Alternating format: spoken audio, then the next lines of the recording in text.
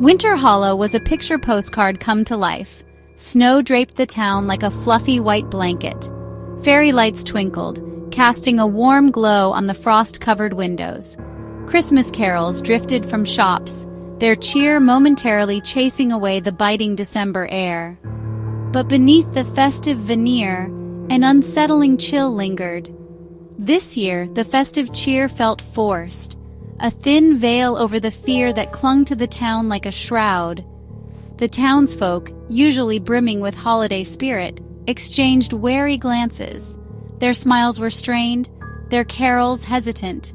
The joy of the season couldn't quite penetrate the unease that had settled over Winter Hollow, a creeping dread that whispered on the wind. It was the first Christmas since James Prescott vanished.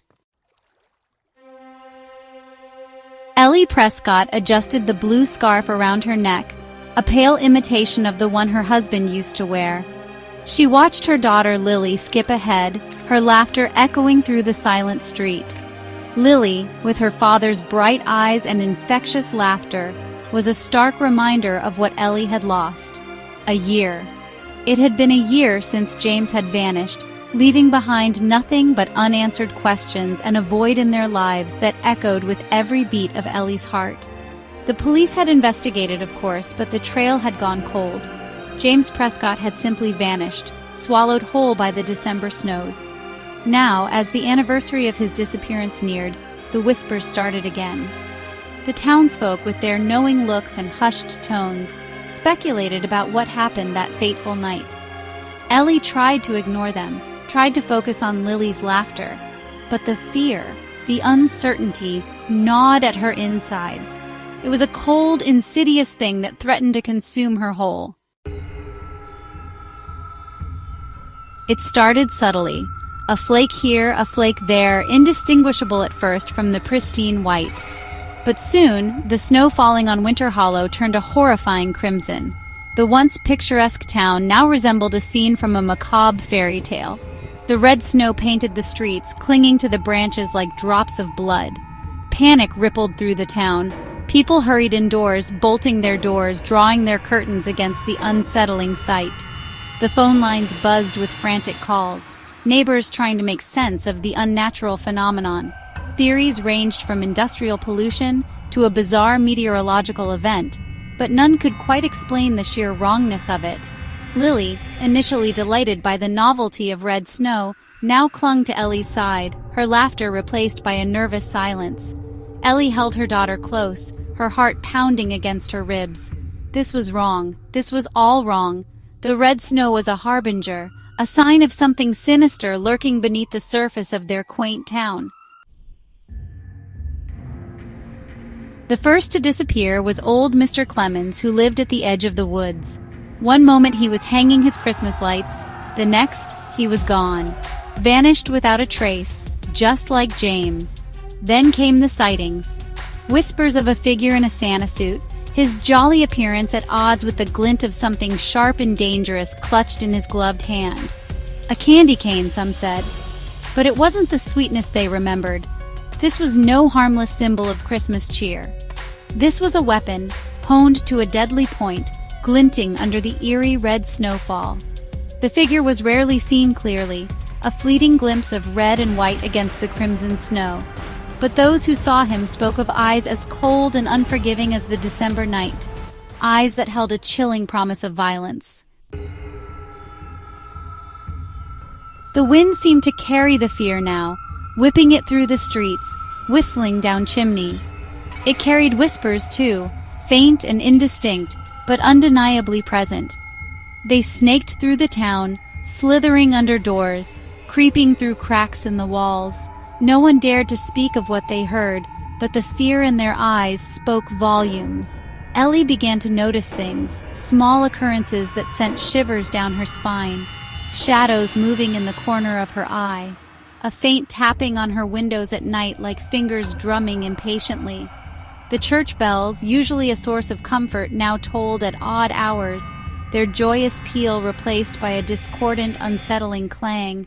Lily, her childish innocence slowly giving way to fear, started having nightmares. She would wake up screaming, her small body trembling, clutching Ellie with a desperate strength that broke her heart. The nightmares always involved the figure in the Santa suit, his laughter echoing like a threat. Days turned into a blur of fear and uncertainty. The red snow continued to fall, blanketing the town in an oppressive silence. The disappearances continued too. Mrs. Henderson, the baker, known for her delicious gingerbread cookies. Young Tommy Evans, who delivered newspapers with a gap-toothed grin. One by one, they vanished, snatched from their lives, leaving behind nothing but empty spaces and a growing sense of dread. The police were baffled. The investigation had hit a wall, every lead turning into a dead end. The townsfolk, their initial disbelief replaced by stark terror, barricaded themselves indoors, afraid to venture out, afraid of who might be next. The festive cheer that had once filled Winter Hollow was gone, replaced by a suffocating fear that hung heavy in the air. The old grandfather clock chimed midnight, each clang of the bell echoing like a death knell. Ellie sat by Lily's bed watching her sleep, her daughter's face pale against the pillow. The red glow from the snow outside painted the room in an unsettling light, casting long, grotesque shadows that danced on the walls. Suddenly, the silence was shattered by the shrill ringing of the telephone. Ellie jumped, her heart pounding in her chest. Who would call at this hour? She hesitated, a sense of foreboding washing over her.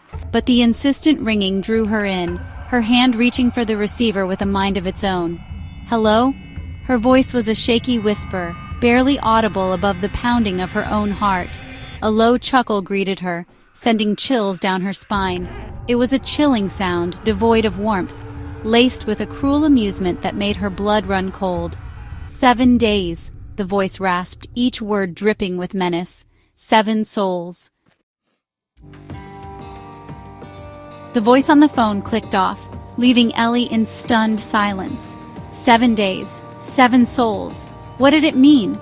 A wave of dizziness washed over her, and she gripped the edge of the nightstand for support.